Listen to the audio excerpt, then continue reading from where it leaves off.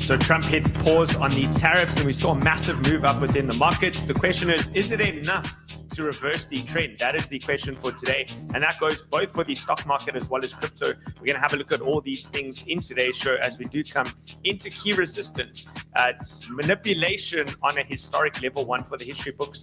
I'll show you why as well in today's show. Absolutely wild, crazy stuff. So let's get straight into the show content. Smash the like button, hit the bell notification, and subscribe to the channel, right? 2 days ago, 𝗪𝗪𝗧 came out on Twitter, essentially showing how he found some leaked information that they were probably going to do a 90-day tariff, right? And or pause at least on the tariffs. And it came out, soon after that tweet came out and did the rounds. They said it's just fake news, right? Absolute fake news. For only 48 hours later, Donald Trump came out saying this is a great time to buy. And then you had the stock market doing exactly this. So mass moves. Crypto looks like this at the moment on the daily, but is it enough to reverse the trend, right? I'm sure all of you are wondering that. And we saw manipulation on a mass scale. You can actually see this occurred just before any of the news took place. There's clearly insider information going on over here. And this has pretty much been the narrative. I think it's making a lot of people angry. A lot of people who were pro-Trump before, even now starting to flip. They showed the QQQ, so NASDAQ shares were bought. In terms of they got in at about 85 cents, ran it to $31 per contract, making millions of dollars, 2,000% gains in just 10 minutes, right? Massive manipulation. You can see over here on the QQQ contracts. So big moves. And yeah, it's not looking good, right? If you look over here at the CPI information, which is going to be coming out today, this is something to keep an eye on because this is something that could potentially reject price from the current resistance levels.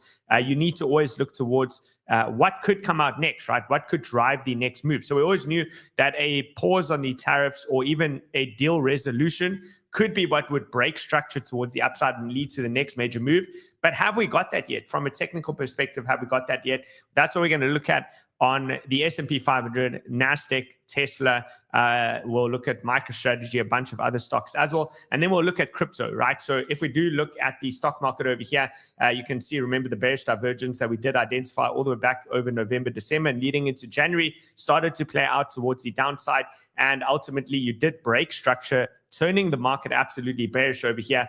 And you still have the RSI, not above that trend line. You'd want to see that RSI break above that trend line, but it did come down to extremely low levels, similar to what we saw back in 2008 with the great financial crisis, as well as 2020 with the COVID lows. So of course, it's expected that you are going to get some sort of a relief rally. Now, the question is, what next, right? Well, you've got the move up. You've hit dead onto the 50% level of the move. When we anchor from the top of this move down to the bottom, you're hitting that level, and this is the underside resistance over here. The real big level to reclaim is actually going to be this zone over here at 5,700. Why? Well, that is your golden pocket between the 0.618 and the 6.5. Also, it lines up with your 200-day moving average, which is still rolling over. Okay, so we need to see price attempt to get back above that in order to shift the market in any meaningful way. Could the low be in? It is possible, but there's some other things that we need to look at to determine, is the market now in a recession? Is it going to be a prolonged correction? Or is there going to be a major relief rally? At the end of the day, what you have over here is a big inefficiency candle. So if the bottom was in, either way, you would expect that the price should still come back down, set in a higher low over here, and then it's going to make another attempt, right? So that's one thing that you're going to be looking at. And then you want to see, does that RSI actually start to break out on the S&P 500, right? So if we look at QQQ, same story, exactly the same picture over here. You came dead on into that key support. We spoke about that rising volume over there, down sloping trend line. So you still want to see this RSI for a meaningful trend to occur, to break out. We haven't got to that point yet. This is also coming off of that bearish divergence, and it's exactly the same as the stock market, right? You have that inflection point over there right at the major breakdown area where you got acceleration towards the downside. That is at 492. That is coming into key resistance over there with the 200 moving average also rolling over. And the Dow Jones also looks very, very similar, right? Finding resistance over there at the 50% level following that big move up. And then, of course, you got your golden pocket over there at the 42,100 with the 200 moving average also rolling over. So these are some of the big levels to reclaim. You can also have a look at NVIDIA, right? NVIDIA, same thing, bearish divergence. They all look the same. Price or RSI coming into that resistance level over there. We'll see if it can get above. This one's meeting up its 200-day moving average at the 50% level, which is going to be a massive resistance area that you want to see this break above. Now, you do you, right? You do you. If you guys want to jump back into the market we spoke about, you can always take that position over there. As for me, I will wait for a shift in the trend. The trend still remains towards the downside, right? Lower lows and lower highs, lower lows and lower highs, right? That's been the name of the game. Therefore, you would expect the next lower high to form pretty much exactly right here on the majority of the charts. And then the real question is, right, do you make new lows or do you simply just come down and form a higher low and start to develop maybe some bullish divergences where this can start to play out towards the upside, right? That's what we're still waiting for. Tesla, you can have a look at Tesla, still below the 200-day moving average, but we spoke about this one on the weekly time frame. The RSI was coming into that key level over there, right? So that is your picture of the stock market. Undoubtedly 100% still in a very, very strong downtrend, and it's got a lot of work to do to clear out some of these levels, right? So we've seen some pretty big relief rallies, and the biggest gains are actually always, during recessions, right? The worst days are followed by the best days, the biggest pumps, right? That's always the case. So what can you expect, right? If you pull up all this data from the biggest rallies that you've seen following the worst days within the market, your expectation would be that the next couple of days, you're probably going to chop about, right? As you can see over here, 5 days later, you're looking at, on average, about a negative 1.7% return. So what would that look like over here? A negative 1.7% return. You're looking at a little bit of a pullback chopping about over here. Given this is a bigger outlier compared to what we've seen previously, I would say that you could actually expect as much as about 5% decline, right? 4 to 5% decline. And then you can reevaluate to see how is price holding up in this inefficiency candle. We know Trump's track record has been absolutely terrible when it comes to news-driven pumps, right? We've seen this within the crypto market multiple times. News-driven pumps have been faded time and time again, right? So something to be aware of, right? Keep an eye out on that, and don't be surprised if this data comes out bad and you lead to another leg down, right? So that's what I'll be waiting for over there. NASDAQ, if you look at the NASDAQ, it is about to confirm a death cross between the 50 and the 200. The last time that we saw this was back in 2021, which actually did lead into the bear market. So you can see price fell down as the death cross was taking place over here, which is very, very, very common within markets in general. You'll see a rally into that cross. Same thing occurs with the bullish cross, right? When the market pumps up massively and allows the 50 and 200 to cross towards the upside, and price is very overextended from that, it often pulls back like a magnet into that, finding support and then continuing the run. So same story over here, right? You're getting the death cross over there. You're getting a big rally into there. And if you look at what happened in 2021, you expected lower lows and lower highs, and that continued into a bearish market, right? So does the crypto market have any hope of recovery over here? That is the question, right? Well, I would say that the level to reclaim is going to be this, right? If you do start to see, and what color should we put in? We'll put it in yellow because it's golden and we want to see price above this level, right? If we get price back above 2.87 trillion, maybe you would start to form a bit of a high low. We spoke about this yesterday where we said that on the total cryptocurrency market cap, bulls are definitely fighting and attempting to keep closing price action above the 0.618 and 65 level at 2.47 trillion. So if you can see follow through over the coming weeks, remember, you kind of have like 90 days where the market has at least a little bit more stability. I wouldn't say certainty. Remember, the market hates uncertainty, which is why you've had these massive corrections in the first place. But you have a little bit more clarity that there'll be stability at least for 90 days, unless Donald Trump comes out and changes his mind again.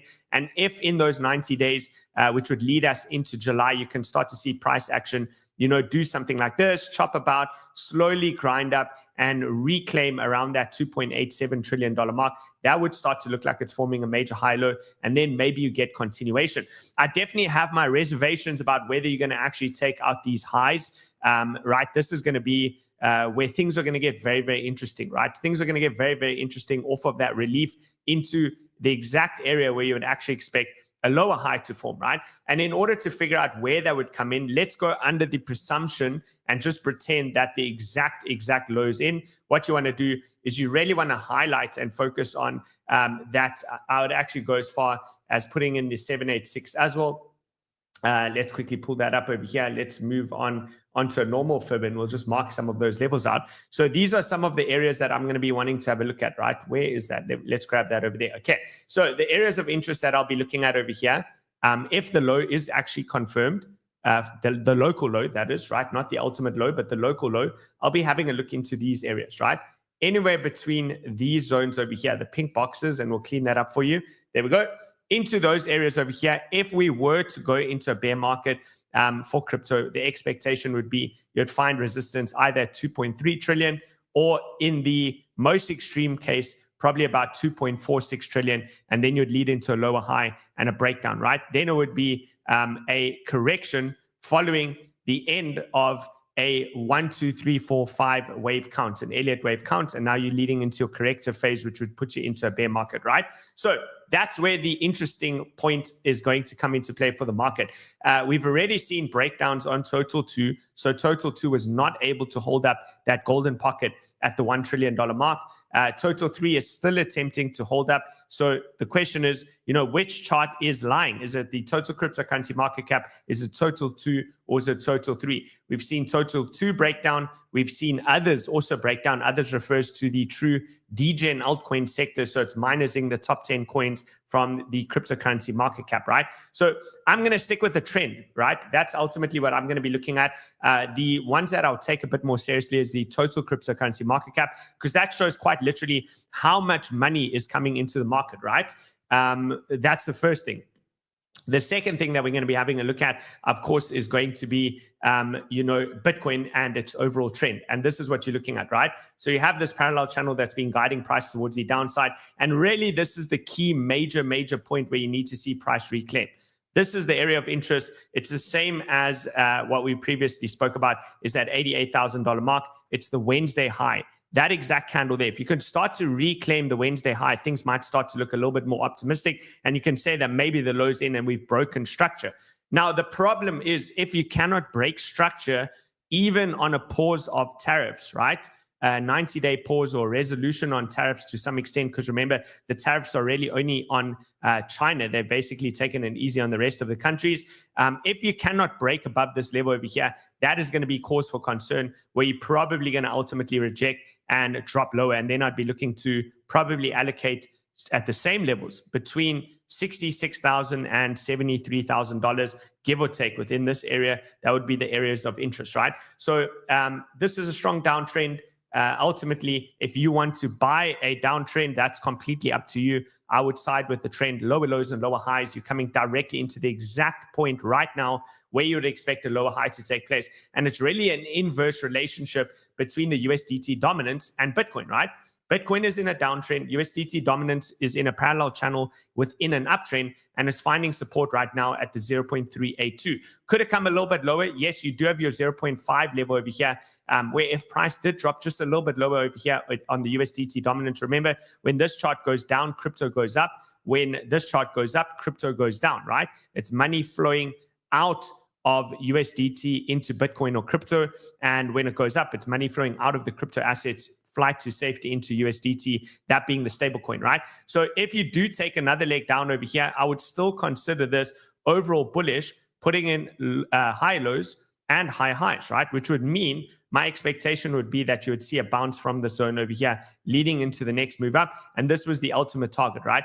If you do get to that 6.3%, which is our ultimate target, that's where ultimately you would expect that this is going to find support in that high 60s, low 70s region, right? High 60s, low 70s. Remember, it lines up with that fair value gap that we had marked off horizontally over there. Nothing has really changed over here. It's all exactly the same thing, right? So Bitcoin coming directly into resistance once again. You know, we have a lot of these people, right? Price straight down for a very, very long time. You get a small move like that, and immediately they start celebrating. And ultimately, what are the charts telling you? Well, you're coming directly into resistance. Absolutely zero has changed. The one thing that is showing slight signs of promise is that at least the volume is rising. Remember, this had been in a downtrend for a long period of time. The volume is starting to pick up, right? Which creates the possibility that you could spike through. But the real level to reclaim, to shift the structure is exactly what I showed you on this chart. It's that Wednesday wick high. If you can get above the Wednesday wick high, you've broken through these high volume resistance areas. You still have to contend with this one over here, which is a big one. But you can start to talk about things shifting if you reclaim this level, right? Around that $88,000 region. That is the big zone. Now you got daily trend and you got 4-hour trend. The 4-hour trend starts to shift if you get above $83,000. And again, we'll see how today plays out, how the stock market opens, right? So we've spoken a lot about this. This is a falling wedge structure. Falling wedge is typically a bullish chart pattern, but it is always a dangerous chart pattern to play because the trends have been down, a series of low lows and lower highs. You came so close to filling that fair value gap, but it wasn't actually fulfilled, right? The fair value gap is the yellow box over here. And if you actually have a look at that and you zoom in, you'll notice it missed it by an absolute tick, right? Very narrow miss of that fair value gap. I would prefer to target the equilibrium of the fair value gap, which means, I would still be theoretically looking for the possibility of one more leg down, right? It's not over yet. If bulls can reclaim $83,000, then you can immediately start to reposition long again, looking for the relief trade, up into the 90s, possibly as high up as about just under $100,000, right? Remember, the high time frame momentums have shifted. I'm not going to go into those today. Maybe I'll save that for tomorrow. But the high time frame momentum oscillators have all shifted. That is essentially your oil tanker turning a corner, right? When the oil tanker starts to change direction, it doesn't simply just snap back into place once again. Once that corner has been turned, it's going to take a long time, many miles for the oil tanker to turn back on course again. And that's still currently the case, right? So directly into resistance, there it is, right over here, slap bang into the resistance area. This is your 4-hour chart and your downtrend, lower lows and lower highs. Remember, this is the Wednesday high that would shift the daily structure. So here it is, that candle over there. Wednesday high will shift the daily structure. You shift the 4-hour structure. If you can just start to break and hold above this pink box, right? So if you start to see that 4-hour structure begins to shift, we haven't seen it yet. Is it possible that we could see it today? Absolutely, it is possible. You're getting a little bit of a consolidation in here after this fair value gap. But if you look over here, your stochastic RSI is topped out and potentially going to start to turn over. Let's quickly see what the daily looks like over there. So dailies are moving up. 8 hours on the upside over there. 4-hour we just covered is turning down, and the hourly is working its way down. So we'll keep an eye on that, right? If we look at the liquidation levels, still not that high, right? About $500 million worth of liquidations. Most of those, of course, coming from the short side. So big short squeeze. I think we covered the short squeeze. It was yesterday. Yes, it was yesterday in the morning. We spoke about watch how there is the potential for the short squeeze, and then you're looking to trade in the opposite direction once the short squeeze plays out, which it has, which means now you're looking to play it in the opposite direction. Theoretically, this is a very sensible short trade setup over here with your stop loss hovering around that $84,000 to $85,000 region. And ultimately, you'd be looking to trade that all the way back down into this key point over here. Okay, so, and if you break and hold above this, cool, then you flip long. So volume is starting to slowly but surely rise, which is, again, the one thing that's a little bit of a positive sign for the bulls is, you're starting to see a rise in volume over here. Daily exchange volume is starting to tick up, which might show there is a little bit more optimism coming back into the market, but trends are still down. Now, if the trends can shift towards the upside, and the total cryptocurrency market cap, which we'll go back to over here, can hold and maintain this 2.47 trillion and start to reverse this downtrend and reclaim some key levels over here, then theoretically, this would be a very long-term good value buy area. If Donald Trump is truthful to his word, which he said that he's looking for prices he said, don't worry, right? Don't worry. The economy is going to be great by the end of my presidential, reign. Then you would expect that this is still a very good value zone, right? Long term. But I personally wouldn't trade counter to the trend. All you need to do is simply just wait for the trend to reverse itself. If the trend confirms that it reversed itself, reposition back bullish, and then you can say, these dark blues and light blues have historically been really, really good places to buy, and maybe, just maybe, the bull is back on. I remain skeptical. As I've said before, I'm not willing to call bear market yet, that this is the start of the bear market, but I do entertain that it's absolutely possible, right? And the one reason that's kept me skeptical, to say that is a bear market is this. The Bitcoin dominance obviously continuing to rise. And the reason that I say that is because typically what we've seen is all bear markets begin, with a bull market ending, right? It's usually that inflection point, like the bear market ended when Bitcoin hit 15.5 and the most panic came into the market on the FTX lows. And the same should be expected, that the bear market should begin when the bull market ends, which would be in the most amount of greed, right? And usually that greed is met with massive, massive altcoin rallies, right? When you see this full breakdown in the Bitcoin dominance, that leads to the altcoin season. And we obviously haven't yet seen that. Okay, so we are approaching a very key level. I've outlined this basically every day this week. You have the Bitcoin dominance running into this key level. That's the question, right? Is this 90-day pause enough to allow for a breakdown in the Bitcoin dominance and give you 2 to 3 months of absolute, pumping markets that would then lead to the end? It is possible, right? But again, stick with the trend. The trend is very much towards the upside for Bitcoin dominance, and you would need to see a proper breakdown in this overall trend, right? So zooming in, just look at the daily time frame as the earliest guide for trend shift. What you'd want to see is price obviously take out some of those key lows, and you would need to see the cross between the 9 and 18 exponential towards the downside, and we haven't seen that yet, right? Bitcoin dominance continues to rise, which means altcoins continue to get absolutely obliterated.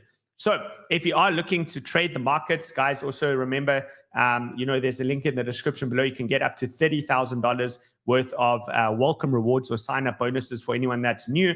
Bybit is probably one of the best exchanges to trade on. The link is in the description below over there. We have a few things that we do want to go through today. Let me just quickly see if I can pull up for the altcoins, right? So we can actually have a look at some of the altcoins. Make sure you start to drop your chart requests as well, and I will bring that up in a second. Let me just quickly find this. Also, vote in the poll. Vote in the poll. I'd love to know your thoughts with regards to where you think the market is going next. Okay, let me just quickly pull up our, there we go. Let's pull this up. Let's grab everything with regards to, there we go, the altcoins. We can start to take some altcoin requests for today. So let's see the poll results over here. What have we got, right? Poll results. Is the Trump tariff pause enough for bulls to take back control? No, bulls are screwed. Maybe we'll wait for the weekly close. That's a key point, guys. Wait for the weekly close, right? And 22% of you are saying, yes, they're back and the low is in, right? Cool. Let's continue. We have also taken a couple of altcoin trades in terms of building those grids, right? Remember, these are linked in the description below. I keep getting asked about it. This is Pinex. We buy into the lows over here, and then the red zone is where it's going to start to sell into. So it put in a few sells over there. The ones we've created is the cross margin hedge position, which is both long and short. We have the ETH long position, we have the Solana long position, and we have the SUI long position, and all of those are linked in the description below over here for those of you that want to check that out. Remember, you can also create your own, right? It's really not that difficult. All you have to do is on the Pinex app, go through to, or on the exchange, go through to manual trades, and you should be able to set that up yourself. Maybe you want to take a different position that I'm not already in. Okay, so let's have a look at some of the altcoins. Let's see how things have shifted over here. This is your daily timeframes. Remember, the risk is still this, right? The risk is still this. The risk is that you've broken down a parabolic trend, right? The parabola had been towards the upside over here for bulls. This is the same on the USDT dominance. This is just one more last mention on the Bitcoin dominance over here. And usually when these parabolas break, you go in for a sizable correction, 70 to 80%, right? So the trends are still down. So I wouldn't want to fight that trend until such time as you reclaim some key levels. You need to get at least back above the previous month's mid-range, and most notably, as of this week, the key level is $88,000. It's Wednesday's high. You need to have durable maintenance and closing candles above that key level. Okay, let's have a look at Solana over here. So again, straight into resistance, right? This is a big resistance area over here. That's the order block that led to the breakdown. Today is going to be very, very interesting because remember the Trump pump, right? A lot of the manipulated moves. This was the last time Trump manipulated the markets. What happened with price? Straight down, right? Bearish engulfing candle. If you see that, then you know how much trouble you're in, because if you can't reverse the market on positive news, it shows you exactly what a dangerous environment the market's actually in and how bearish things actually are, right?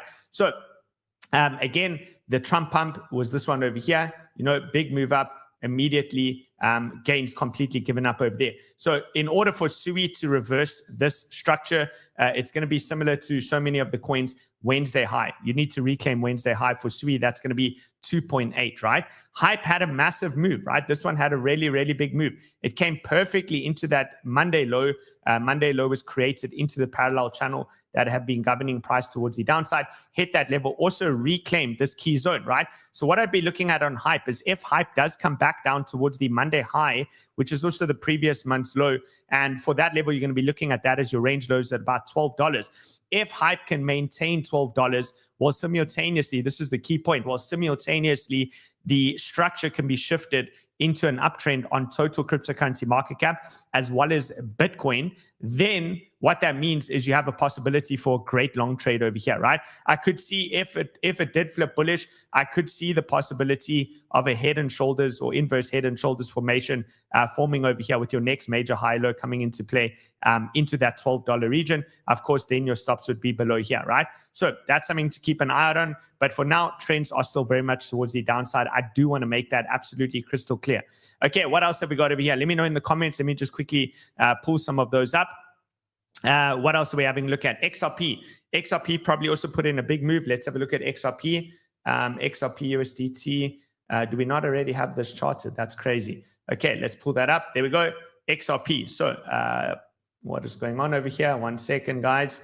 There we have it. So there it is, right? XRP still in a downtrend. Remember, this was the last Trump pump, big move up, immediately gains given up. You know, you're coming into underside resistance. Nothing has changed. This is still bearish until such time as XRP can get back above $2.17. That's the level you want to reclaim. $2.17 will not only break you back into the trading range, but it will also shift that lower high structure and create your first high, right? And then you can look for the high lows. So when in doubt, zoom out, right? And when you do zoom out, you can see the picture is still pretty much of that of a downtrend. However, one thing that I would outline that I'm just spotting over here on XRP now is you did also have this fair value gap here, right? And you can see this actually perfectly filled that fair value gap. Look at that. Perfectly into the fair value gap. This is what we've been looking at for Bitcoin, right? That would be Bitcoin coming into the $72,000 to $73,000 region. And then you're looking for a bit of a reaction out of that zone. Okay, let's have a look at Ondo. We did look at all the altcoins yesterday. And remember, we said they look absolutely terrible. I don't think much has changed in that regard off of this small move, but we can have a look at Ondo anyway. Let's see. Here's Ondo. Okay, so Ondo, again, big level to reclaim, Wednesday high. That's the zone you want to reclaim is the Wednesday high over there. Otherwise, your next major key support is at about 55 cents. Still a downtrend, right? Guys, please remember, you know, you look like a fool if you do this. You look like an absolute fool when you come into the comments and you celebrate a 0.5% move after dropping. You know, you just show what a newbie you are when you've come down 70%. I'm just saying, guys. So just wait for the break of structure. That's all that you need to do, right? All you need to do is wait for the break of structure. Casper, let's have a look at Casper. Let's pull that up quickly. Casper USDT. How's this one? All right, cool. Also, still a very, very, very powerful downtrend over here. You know, let's just quickly see where is that Wednesday high. Wednesday high is for Casper. Here we go. This one over here. So Wednesday high is coming in. Let's just mark that off for you. There we go. Wait, this one. Sorry, excuse me. Wednesday. Where's that Wednesday high? Why does Casper's structure look slightly different? No, I can't. Wednesday high looks different over here. But either way, anyway, just for those of you wondering, Casper needs to get above 0.083 cents, right? So especially if you can do that soon, it would also break that downtrend. So for Casper, in order to flip bullish, you need to see Casper do this, right? Break back above, clear that level. That will take out the last lower high. Remember, another thing that I want to mention on Bitcoin as well. Let's just quickly shift this onto a line chart. And the reason that I want to do that is to show you guys something. This also helps if you're ever confused about the trend on whatever coin you're looking at. Just put your chart on a line chart, right? Lower lows and lower highs. Lower lows and lower highs. This is the lowest daily candle close. That is very, very bearish. Nothing has changed, right? It's unbelievable to me how you see in the comments how people celebrate a move straight into resistance with a lower high. It's almost embarrassing, honestly. Let's continue. What else have we got? I wanted to look at Sonic quickly, or Phantom. Let's quickly go to Sonic over there. So candles, switch it up over here. Sonic, remember, this is one of the coins that I'm highly, highly interested in. But in order to flip bullish on this, I need to see durable candle closes above 51 cents, right? This is, again, just another move straight into exactly where you'd expect a lower high to occur. Okay, what else, guys? So that's Sonic. Grass. I see a lot of people are talking about grass for some reason. I don't know if something specific happened there, but I've seen it do the rounds on Twitter. So let's have a look at grass. Is there anything interesting with grass? Let's actually quickly pull up a parallel channel here. So, just see how this lines up. Look at that. Pretty perfect, right? It fits in there pretty perfect. So you still continue to maintain this downtrend structure, right? Yeah, not much to comment on this. It's still a powerful downtrend. You did find a little bit of horizontal support over here, so it's not too bad. This is your order block that led to the initial big move up over here. But I don't know if there's something interesting happening fundamentally on height, but I'll treat this as the main range low. So you came into this area over here. There it is. That is, let's change up the colors over there, and we'll make that orange. There we go. So this is basically your main range low, but you're still caught within this parallel channel. That's a nice point, actually. What I like about this is it meets the midline. So I think if grass does come back down into this region and you're looking for a quick trade, there is an opportunity over there, treating that as not only the range low, but also the midline. Understand it's still downtrending, right? Lower lows and lower highs. This is still downtrending. So you're always taking on more risk, especially when you counter the broader trend, which is, of course, Bitcoin, right? The Bitcoin trend. You don't want to really buck the Bitcoin trend unless the Bitcoin dominance is breaking down, which is not. But theoretically, for low time frame trades, you can always look for longs back up into the major resistance, which is going to be your previous month's high at $2. Okay, Echo. I keep seeing this. Echo. What is Echo? I've never heard of this chart before. Is this what you're looking for? Because this looks like it's going to be super low cap, but we'll pull it up. Echo must be this one. This is measured against Sol, Echo against Sol. Honestly, guys, not much I can comment on this. We'll have to drop on a lower time frame. There's just not that much price history, right? Look, I would say, if you can start to regain this level, previous month's mid-range, then you can start to open up a little bit of blue skies up until the previous month's high. But it's not against USD. This is measured against Bitcoin. Okay, SQD. Sure, let's pull up SQD. SQD, I also don't think I've charted this one, but let's pull it up nevertheless. Which one are we using? Let's go with SQD on MEXI. Okay.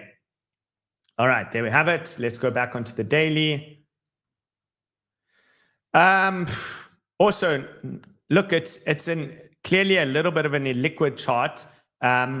It's putting in high lows and high highs, so it's not too bad in that regard. But I don't know what you're looking for. Let me know on the time frame. Are you looking for a short-term trade? If so, then you clearly have a range that's developed over here. Around the previous month's mid is going to be your range low. That would be the trade opportunity, I guess. If you can see price come down, sweep the previous month's low, hold that, then I guess you trade it back up to here and then back up to the high. That's ultimately what I'd be looking for on something like that. Okay, long-term. You say long-term. I can't comment on this long-term. You must be looking at it from a fundamental perspective. There's just not that much price issue, right? This launched in May 2024. Is it in an uptrend right now? Yes, it is. It's been putting in high highs and high lows. Since November, it rallied 700%. And since the rest of the market started to unwind, which would be like in January, it's still up 205%, 204%. So in that regard, it's shown relative strength, right? Not bad. All right, AVAX. Let's see how's AVAX looking. AVAX. Let's go. Daily time frame. Man, still got a lot of work to do. It needs to reclaim again Wednesday. Wednesday's high. So Wednesday, the 26th of March is for most of the coins. That's this one over here. You need to get above there, 2362. Although you've broken this downsloping trend line, you've still pretty much come in on a week basis and created a new low. So remember, the trend line shows when there's a shift in momentum from an aggressive downside move to more a choppy market, right? That tells you that the market's probably going to start to range and chop a bit. And then you look for reaccumulation, which can take a long period of time. But that's AVAX, right? AVAX has, it's played out a pretty big downside move. So eventually we're going to get some really, really good relief. I'd be looking to buy the first higher low after a break of structure. So if we saw a move up like this, if we saw a move up in the next couple of days like this, also remember we do have the bull moon coming up, but if we saw something like this on any of the coins, big move up, comes back down, forms the high low, I'd be looking to trade that, right? Until then, it's a downtrend, still a downtrend. Even on AVAX, they're now to expect resistance to come in around 2021 and probably a new low with Bitcoin. Fartcoin, sure, we should have a look at Fartcoin. Fartcoin's put in absolutely insane gains. It's been one of the first movers. I think it's done like over 100% already in just a couple of days. So there's Fartcoin. Straight into resistance, right? Straight into resistance over there. But it looks like it might actually have a chance to close above. So what do you do with this? Well, if you are wanting to play the long side, I'd probably go into a low time frame just to map out some of these levels. Let's see if you can get a throwback into this zone over here. Let's map that out. Let's just quickly look left and double check everything. If you can get a throwback into this low time frame range into 62 cents and you can hold that, you can probably trade this to the previous yearly open. Stop loss would go below those candles over there, so it would look something like this. Let's grab our tools quickly. There we go. It would look something like this, right? Then I'd be looking for something like that. Keep the stops nice and tight, give you about a 2.35 to 1 risk to reward ratio. So that would be the area. Previous month's high, give or take, that's where you are going to find your range high support. All right, cool. What else, guys? Let me know in the comments. We've done XRP. We've done that. We can also reserve some requests for tomorrow. You can let me know in the comment section if there is something you want. Also, remember, for those of you that are in Whale Room, we're also trading the traditional markets, right? So if you're interested in the traditional markets, make sure that you jump into Whale Room. Go through to this section over here. We've been absolutely crushing it over here in TradFi, which sometimes is a little bit easier to read than crypto, less manipulated. We have a dedicated full-time trader just to stock. So if crypto is doing your head in and you want a little bit of diversification, this is where we do it, right? A lot of trade opportunities over here, right? Teaching you CFD trading and all sorts of things over there. So that's it from me, folks. I'll see you all on the next one. I do hope you have an absolutely wonderful day. And I think the daily close and the weekly close is going to be vitally, vitally important. I can summarize the show as this. If we don't see a weekly close above $88,000, bears are in control and they'll probably continue to run it down. CPI and PPI over the course of today and tomorrow is probably going to dictate where price action goes next. And if the market can't run in the face of extremely bullish news, then you're in a bear market. That's it from me. I'll see you all in the next one. Have a great day and cheers.